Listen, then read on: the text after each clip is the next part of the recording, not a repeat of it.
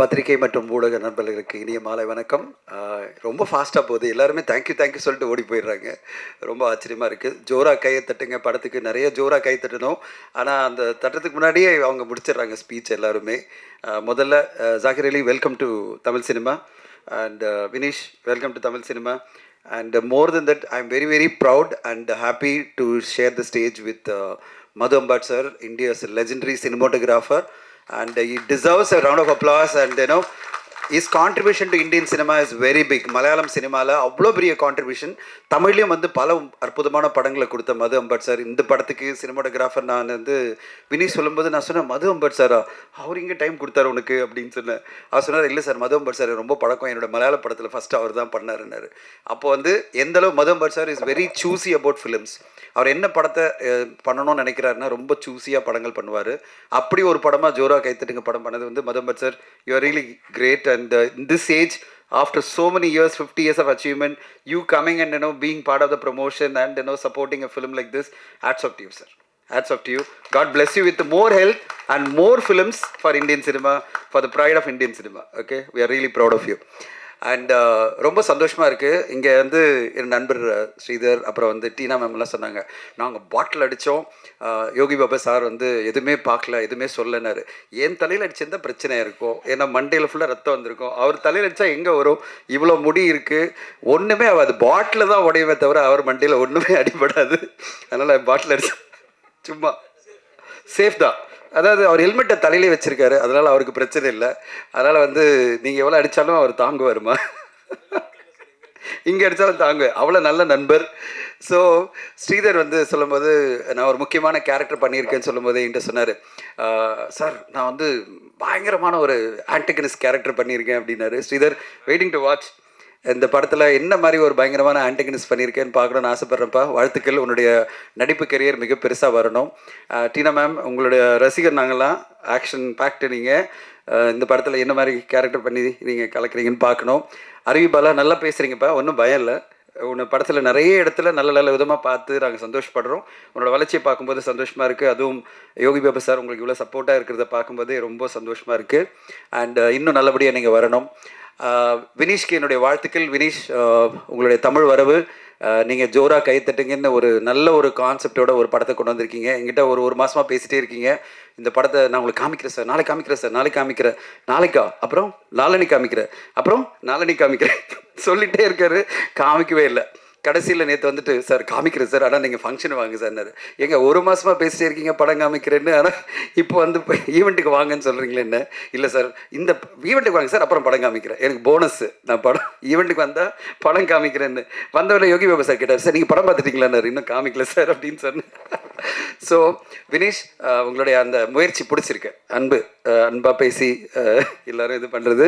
இந்த படமும் அதே மாதிரி நீங்கள் எந்தளவு நல்ல என்டர்டெய்னிங்காக, எந்தளவு அன்பாக இருக்கீங்களோ அதே மாதிரி இந்த படமும் ரொம்ப சூப்பராக வந்திருக்கும் நான் எதிர்பார்க்குறேன். பார்த்துட்டு இருந்தால் நான் நிறைய பேசியிருக்கலாம், அதனால் கொஞ்சம் கம்மியாக தான் பேச வேண்டியிருக்கு.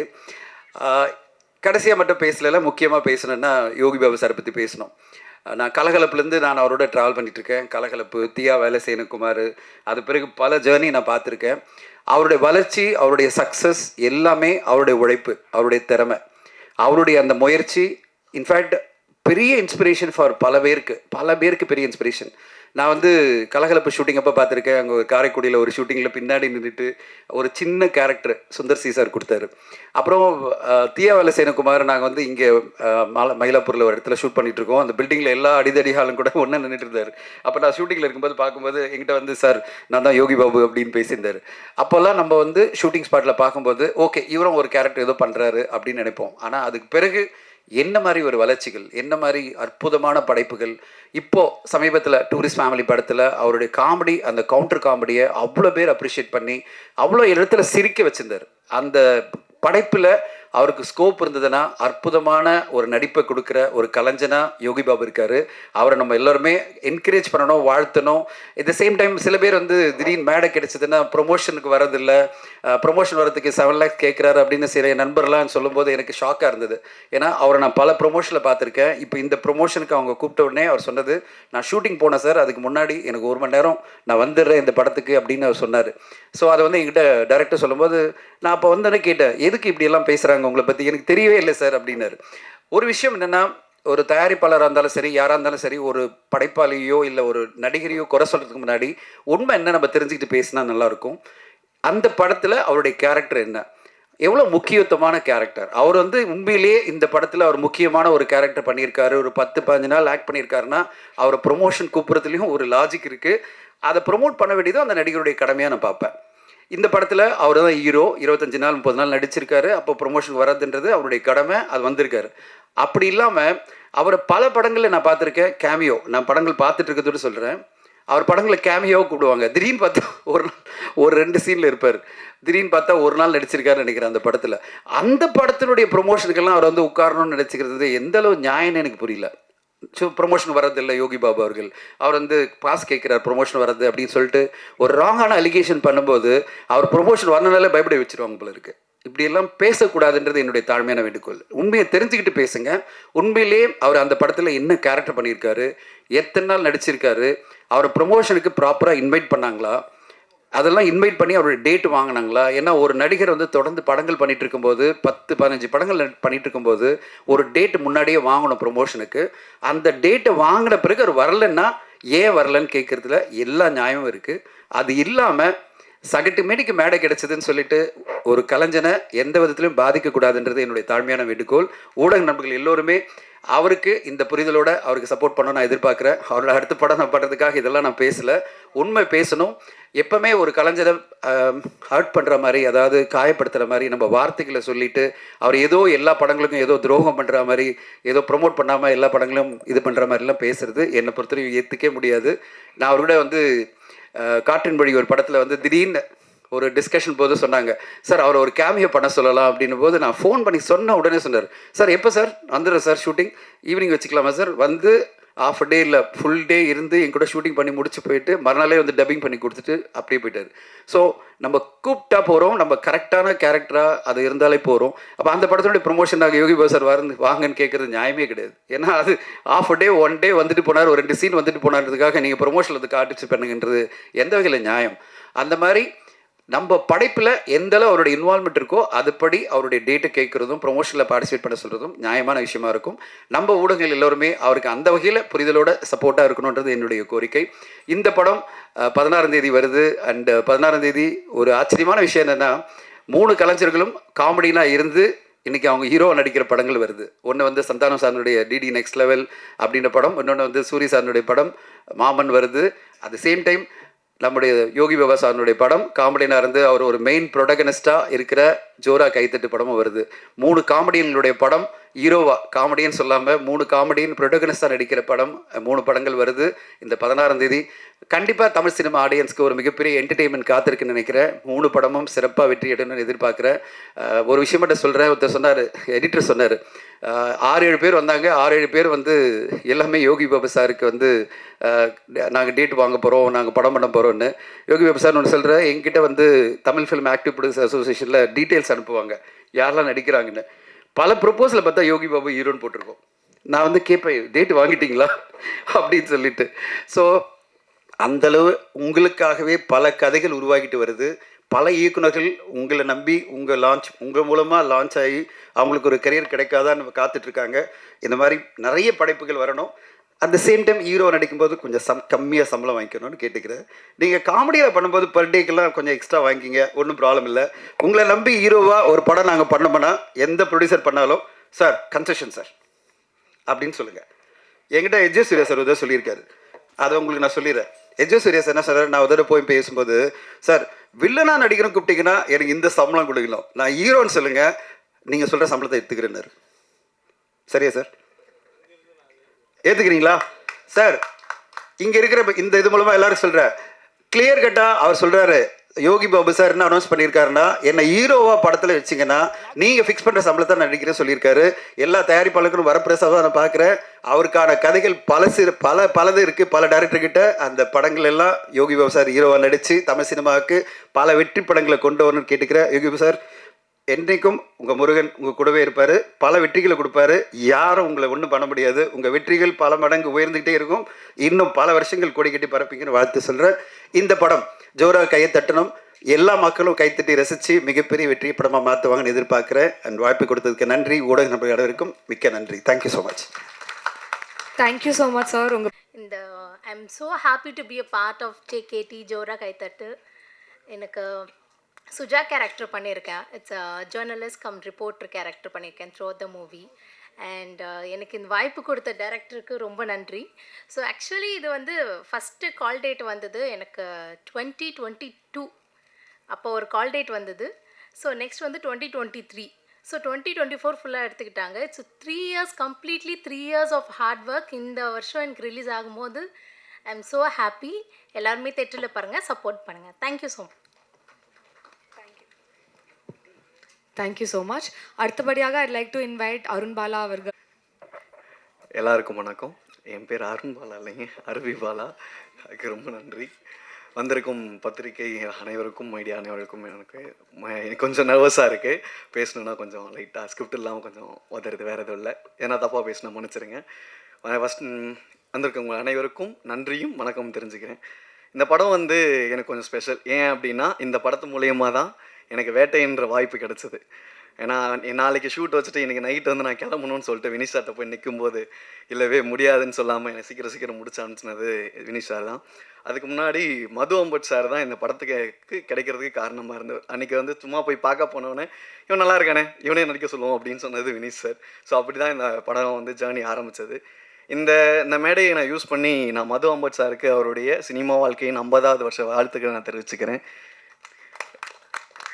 அதோட ப்ரொடியூசர் சார், நான் இது வரைக்கும் இன்றைக்கி தான் அவரை நான் ப்ரொடியூசராக பார்க்குறேன். ஏன்னா இவ்வளோ நாளாக கோ ஆர்டிஸ்டராகவே பார்த்துட்டு அதுவும் ஜாலியாக ஒரு ஆஃப் டவுசர் போட்டு ஒரு கட் பண்ணின்னு போட்டா எங்களுக்கெல்லாம் கேரளாவில் குளிரும் போது இந்த மனுஷன் நல்லா கோவா டூர் வந்த மாதிரி ஜாலியாக சுற்றிட்டு இருந்தார். ஸோ இன்றைக்கி தான் ஒரு ப்ரொடியூசராக பார்க்கும்போது ஸோ ரொம்ப சந்தோஷமாக இருக்குது. அடுத்தது வந்து யோகி பாபண்ணன். நான் எல்லோரும் நிறையா சொல்லிட்டாங்க அண்ணனை பற்றி, நான் ஒன்றும் புதுசாக சொல்கிறதுக்கு இருந்தாலும் சொல்லணுன்னா, நம்ம எவ்வளோ பெரிய பெரிய ஆர்டிஸ்ட் கூட வேலை பார்த்தாலும் எல்லாருமே நமக்காக யோசிப்பாங்களான்னு தெரியாது. அது ஒரு சிலர் மட்டும்தான். அந்த இடத்துல நான் பார்க்கும்போது நான் யோகி பாபன் நான் எப்பயுமே பார்ப்பேன். ஏன்னா வந்து ஒரு டைலாக் சொல்லும்போது ஆப்போசிட் என்ன டைலாக் சொல்லலாம், என்ன கவுண்டர் கொடுக்கலாம் அப்படின்றது அவங்க என்ன பண்ணலான்றது ஆஸ் ஆர்டிஸ்ட்டாக யோசிப்போம். பட் ஆனால் வந்து அண்ணன் மட்டும் என்னன்னா ஆப்போசிட்டில் இருக்கவங்க என்ன நமக்கு என்ன பேசணும், என்ன பேசினா நல்லாயிருக்கும், தம்பி நீ இதை பேசுகிறா, நீ இது பேசுகிறா, நான் இது சொல்கிறேன், அது நல்லா இருக்கும்டா அப்படின்னு வந்து ஒரு வாட்டியும் நம்மளை வந்து கோஆர்டினேட் பண்ணி கைட் பண்ணுற விஷயங்கள் வந்து ரொம்ப நமக்கு சந்தோஷமாக இருக்குது. அவர் கூட ஒர்க் பண்ணுறது இதோட 4வது படம். ஸோ 4வது படம் மாதிரி இல்லை, ஒரு படமும் எனக்கு புதுசாக தான் இருக்குது. ரொம்ப தேங்க்ஸ்ண்ணா, தேங்க்யூ ஸோ மச். அடுத்தது ஹீரோயின் மேம் வந்து கூட ஒரு 2-3 சீன் இருந்தாலும் ரொம்ப ஜாலியாக ரொம்ப ஃப்ரெண்ட்லியாக இருந்துக்கிட்டாங்க. So thank you so much. கடைசியாக லாஸ்ட்டில் வந்து நான் டேரக்டர் சாரோட முடிச்சுக்கிறேன். நான் இதோட எனக்கு ரொம்ப சாரி கேட்டுக்கிறேன் அண்ட் தேங்க்யூ சொல்லிக்கிறேன். எல்லாருக்கும் நன்றி. யாருன்னா மிஸ் பண்ணியிருந்தேன்னா அவங்களாம் மன்னிச்சிருங்க. Thank you so much. அடுத்தபடியாக very very talented cinematographer, hero of the film and நம்ம எல்லாருக்குமே ரொம்ப பிடிச்ச யோகி பாபு அவர்களை பேச வைக்கிறேன்.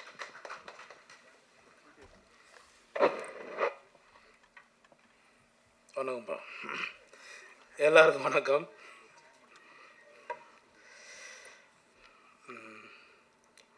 முதல்ல நன்றி சொன்னேன்னா இந்த படத்தோட தயாரிப்பாளர் சார், நன்றி சார். என்னை ரொம்ப கஷ்டப்பட்டு இந்த படத்தை பண்ணார், என்னால் இல்லை. அவர் ஃபைனான்ஸ் ரீதியாகவும் எல்லா விதத்துலேயும் ரொம்ப கஷ்டப்பட்டு அந்த படத்தை பண்ணார். அதுக்காக இந்த படம் ஓடணும் சார், கண்டிப்பாக சப்போர்ட் பண்ணுவோம் கடவுள் உங்களுக்கு. அடுத்து வினேஷ் சார் டைரக்டர், அவர் சொன்னார் கரெக்ட், உண்மை. 15 வருஷத்துக்கு முன்னாடி தீக்குளிக்கும் பச்சை சார். வாங்க சார்.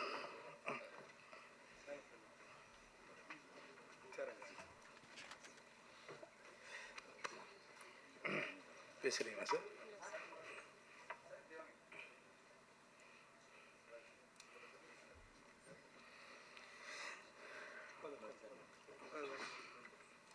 வணக்கம் சார், தானு சார். ஒரு 15 வருஷத்துக்கு முன்னாடி தீக்குளிக்கும் பச்சை மரம் படத்தில் வந்து பிரஜன் ஹீரோ. அவர் சொன்ன மாதிரி, சார் சொன்ன மாதிரி வினேஷ் சார் டைரக்ஷன் பண்ணார். அதில் ஒரு சின்ன கேரக்டர் பண்ணோம் நாங்கள், அவரோட ஃப்ரெண்டு கேரக்டர் பண்ணோம். 1000 ரூபா சம்பளம் தரேன் அப்படின்னாரு. சரி ஓகேங்க அப்படின்னு ரொம்ப வருஷம் விட்டு அதுக்கப்புறம் நாங்கள் எங்கள் 2 பேருக்கும் கான்டாக்ட் இல்லாமல் இருந்தது. ஒரு 5-6 வருஷத்தை விட்டு ஒரு ஃபோன் வந்தது. அந்த வாய்ஸ் கேட்டு தான் நான் வந்து பேர் கூட கேட்காம வினீஷ் சார் எப்படி இருக்கீங்கன்னு ரொம்ப ஷாக் ஆகிட்டார்.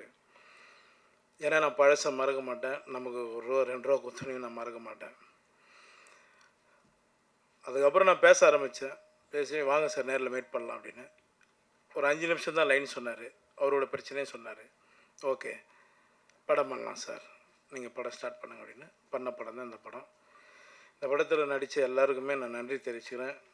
மேடம் உங்களுக்கும், அப்புறம் அறிவு பாலா, சாந்தி அக்கா, நிறைய பேர் இருக்காங்க.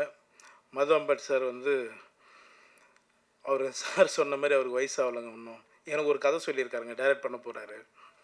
சொல்லிவிட்டேன் சார், சாரி சார் உங்களுக்கு தெரியாமல். ஒரு சரியான கதை சொல்லியிருக்காரு, சூப்பர் கதை சொல்லியிருக்காரு. அந்த படம் சீக்கிரம் நானும் சாரும் கண்டிப்பாக பண்ணுவோம். தனஞ்சய் சார் உங்களுக்கு ரொம்ப நன்றி சார். சார் உங்களுக்கு ரொம்ப நன்றி. ஏன்னா பயங்கர சப்போர்ட் பண்ணியிருக்காங்க இந்த படத்துக்காக. இந்த படம் ரிலீஸ் பண்ணுறதுக்கு தானு சாரும் தனஞ்சய் சாருக்கும் நான் நன்றி தெரிவிச்சுக்கிறேன். சார் சொன்ன மாதிரி சார் நான் எங்கே சார் சம்பளம் ஃபிக்ஸ் பண்ணுறேன்? என் சம்பளம் தான் வெளியில் இருக்கிறவங்க எல்லோரும் ஃபிக்ஸ் பண்ணுறாங்க சார். என் சம்பளம் எனக்கு எவ்வளோன்னு தெரியாது சார். அந்த சுச்சுவேஷனில் தான் போயிட்டுருக்கேன். நீங்கள் சொன்ன மாதிரி நாங்கள் எல்லாம் சம்பளம் கம் பண்ணுறோம் சார். நீங்களே அனுப்புங்க சார், யார் ஒன்றாலும் அனுப்புங்க, நல்ல கதை கிட்ட அனுப்புங்க. சொல்கிற சம்பளத்தை நீங்களே வாங்கி கொடுத்துருங்க. அதை கேட்டால் தான் இங்கே எதிரி ஆயிரும். அதான் உண்மை. இப்போ நம்ம வந்து நேற்று முந்தின நாள் வரல, யார் வேணாலும் என்ன வேணாலும் பேசுகிறாங்க. என் அசிஸ்டண்ட்டு என்கிட்ட ஒரு 3-4 வருஷமாக ஒர்க் பண்ண ஒரு தம்பி ஒருத்தன் ஹீரோவை பண்ண போகிறேன்னு சொன்னான். ரொம்ப நல்ல விஷயம் போய் பண்ணுற போட அப்படின்னா. ஆனால் அதில் 2 நாள் ஒர்க் பண்ணலாம்ண்ணா, நீங்கள் எனக்கு ஒரு வாய்ப்பு கொடுத்தீங்கன்னா அது நல்லாயிருக்குண்ணா அப்படின்னா. சரி ஓகேடா, நான் எவ்வளோ பேருக்கு போகிறோம் வாடா அப்படின்னு சொல்லி பண்ணேன். அந்த படத்துக்கு தான் நான் 7 லட்சம் கேட்டேன், 8 லட்சம் கேட்டேன்னாங்க. இது என் படம், நான் தான் வரணும், இல்லைன்னா தப்பு, நீங்களே நான் தப்பாக எழுதுங்க, இது என்னோடய படம். எனக்கு அவங்க சொன்னாங்க, நாங்கள் வந்துட்டோம். நான் சொல்லிட்டோம்மா, இன்றைக்கி பெரியவங்க இருக்காங்க, அவங்க இதில் சொல்லட்டுமா? எனக்கு எவ்வளோ பேர் பணம் தரணும் தெரியுங்களா? லிஸ்ட் எடுத்து கொடுக்கட்டுங்களா? உங்களால் வாங்கி கொடுக்க முடியும்னா சொல்லுங்கள், நான் எடுத்து கொடுத்துட்றேன். ஏன் சார் உங்கள் லிஸ்ட் இருக்காண்ணா? என்ன கொடுக்குறோம், கண்டிப்பாக கொடுக்குறோம். அப்படி பேசாதீங்க. நாங்கள் சப்போர்ட் பண்ணி தான் நாங்கள் போயிட்டுருக்கோம். என்னை பொறுத்த வரைக்கும் நான் எல்லோரும் சப்போர்ட் பண்ணிகிட்ருக்கேன். இன்றைக்கி 50-60 கோடி சம்பளம் வாங்குகிற டைரக்டருங்க கூட எங்கேருந்து ஆரம்பித்தாங்க நீங்கள் எல்லோரும் ஒரு முறை யோசிச்சிங்க, சரிங்களா? இந்த படம் ரொம்ப கஷ்டப்பட்டு, நான் ஜாஸ்தி பேசலை, எமோஷன் ஆகலை, அப்படியே ஃப்ரீயாக விட்ருவோம். பேசுகிறவங்க பேசட்டும், கடவுள் பார்த்துக்குவோம், அவ்வளோதான். நான் எதுவும் பேசலைங்க. இந்த படத்துக்கு சப்போர்ட் பண்ணி இந்த படத்தை எப்படியாவது நீங்கள் தான் ஜெயிக்க வைக்கணும். உங்களோட ஆதரவு எங்களுக்கு வேணும். ரொம்ப நன்றி, எல்லாருக்கும் ரொம்ப நன்றிங்க. எனக்கு 6:30க்கு ஃப்ளைட்டு, நான் பெங்களூர் போகணும். அதனால தான் நான் 4:30 மணிக்கு போனேன்னு தான் ஒரு 1/2 hour எக்ஸ்ட்ரா இருக்கேன். ரொம்ப நன்றிங்க, எல்லோரும் ரொம்ப நன்றி. தேங்க்யூ.